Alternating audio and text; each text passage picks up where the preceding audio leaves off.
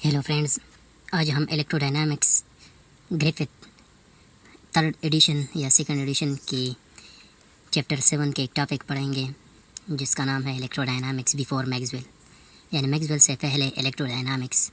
Maxwell से पहले electrodynamics का क्या हाल था, क्या फार्मूले थे, वो हम पढ़ेंगे।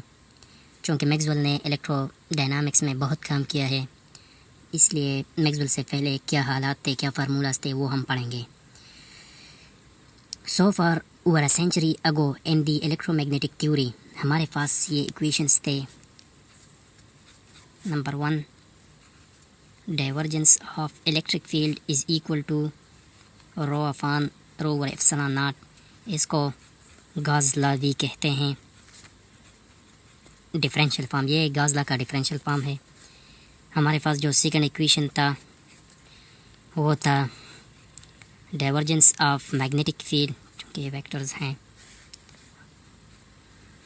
Is equal to zero. ये ग्रिफिथ बुक में इसे नो नेम लिखा है, बाज़ बुक्स में इसे गॉस लॉ इन मैग्नेटिज्म भी कहते हैं। हमारे पास जो थर्ड इक्वेशन है वो है curl of electric field is equal to minus del B upon del T. ये हमारे पास है फैराडे लॉ। हमारे पास जो फोर्थ इक्वेशन है वो है curl of magnetic field is equal to mu naught J. ये है एम्पेयर्स लॉ, यह डिफरेंशियल फॉर्म है। अच्छा, यही वो चार इक्वेशंस हैं जो इलेक्ट्रोडायनामिक्स को एक्सप्लेन करते थे, इलेक्ट्रोडायनामिक्स को डिराइव करते थे मैक्सवेल से पहले। इन चार इक्वेशंस में कुछ कमियां थी जो बाद में मैक्सवेल ने पूरी की। मिसाल के तौर पर अगर हम इक्वेशन नंबर थर्ड, इस इक्वेशन की डाइवर्जेंस ले तो क्या होगा?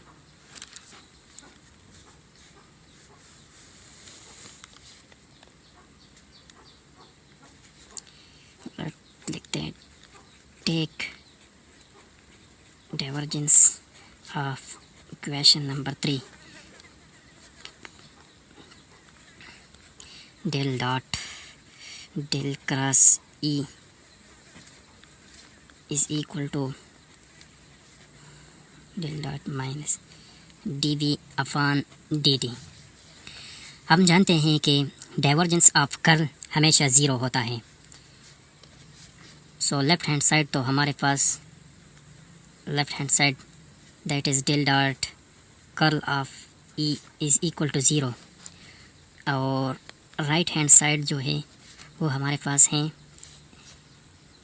माइनस, इसे थोड़ा सॉल्व करते हैं, डेल डॉट बी। चूँकि हमें ये भी पता है कि डेल डॉट बी हमारे पास ज़ीरो होता है,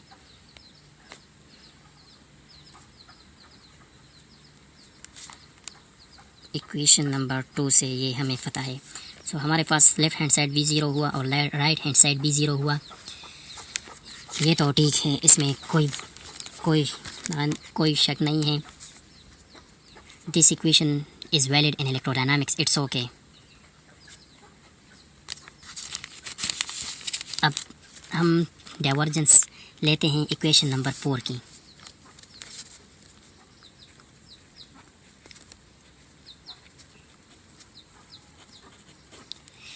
इक्वेशन नंबर 4 की जब हम डाइवर्जेंस ले लें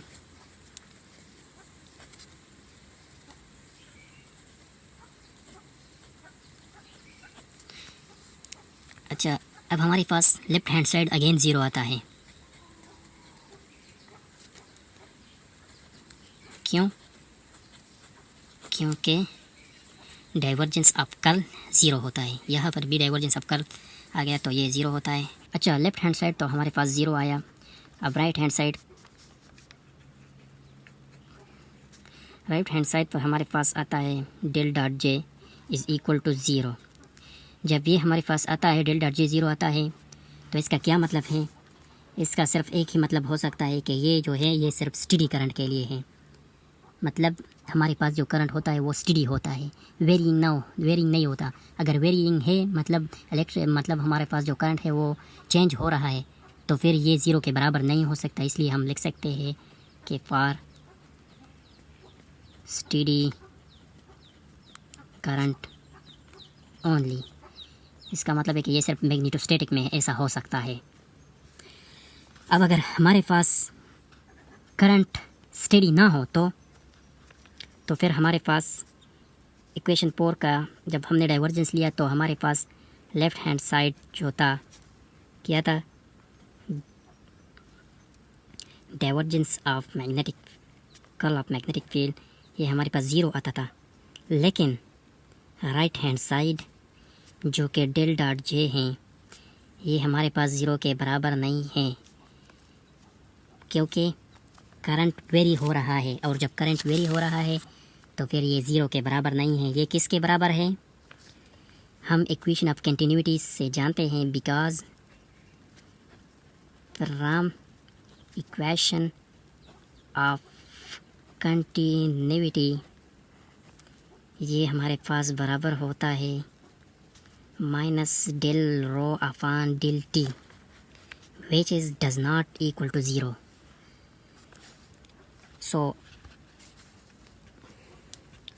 सो एम्पेयर, अब यहाँ पर हमारे पास एम्पेयर लॉ फेल हो गई स्टडी करंट को एक्सप्लेन, स्टडी नहीं नॉन स्टडी करंट के लिए। So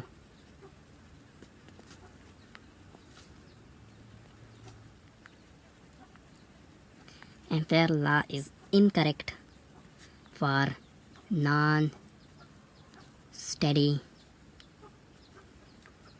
current. होप आप समझ गए होंगे। अब ग्रिफिथ बुक में इसका एक एग्जांपल दिए हैं, जो there is another way to see that Ampere law is bound to fail for non steady current. Consider the process of charging a capacitor. एक कैपेसिटर को कंसिडर करें, ये इसकी पैरेलल प्लेट्स हैं।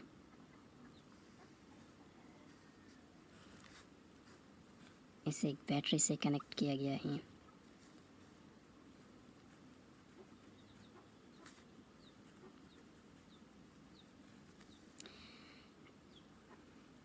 अब हमने यहाँ पर दो सरफेस, ये एक हमारे पास ये सरफेस हैं जिसे एम्पेरियन लूप या एम्पेरियन सरफेस कहते हैं। इसे हमने S1 का नाम दिया, और ये एक हमारे पास ये सरफेस है जिसे हमने S2 का नाम दे दिया। अब हम इस केस में देखते हैं by Ampere's law B dot DL is equal to mu naught I enclose. अब हम एम्पेयर्स लॉ को अप्लाई करते हैं इस कैपेसिटर के लिए। सो हमारे पास दो एम्पेरियन सरफेस है पर S1 इस सरफेस के लिए, ये जो है ये सरफेस के लिए, इस सरफेस के लिए हमारे पास जो करंट है वो है I enclose is equal to I, क्योंकि ये एम्पेरियन लूप जो है करंट इसमें है, करंट इसमें इनक्लोज है।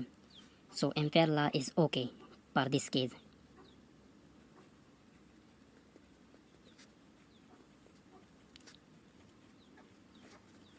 अब हम दूसरे सरफेस के लिए कंसिडर करते हैं S2 के लिए। अब S2 के लिए I इन सी करंट इनक्लोज ज़ीरो है। क्यों? क्योंकि इस सरफेस में आप देखें जहाँ भी करंट नहीं गुजरा है इस सरफेस में, ये कैपेसिटर के दरमियान वाले हिस्से को गौर से देखिए। ये कैपेसिटर की एक प्लेट है, ये दूसरी प्लेट है। मतलब इस प्लेट से इस प्लेट या इस प्लेट से इस प्लेट करंट कैसे जा रही है। यहाँ पर तो कोई करंट हमें दिखाई नहीं दे रहा, कोई लूप नहीं है, कोई तार वगैरह तो नहीं है। ये करंट कैसी यहाँ से यहाँ जा रहा है या यहाँ से यहाँ जा रहा है। तो इस कंडीशन में हमारे पास जो इनक्लोज करंट है वो है ज़ीरो। फिर जब ये ज़ीरो हुआ तो फिर तो हमारे पास एम्पेयर लॉ भी यहाँ पर गलत हुआ। So ampere law is not valid. For non-steady current, the current enclosed by a loop is an ill-defined. ये ग्रिफिथ मेरे क्या है। तो ये था हमारा इलेक्ट्रोडायनामिक्स बिफोर मैक्सवेल।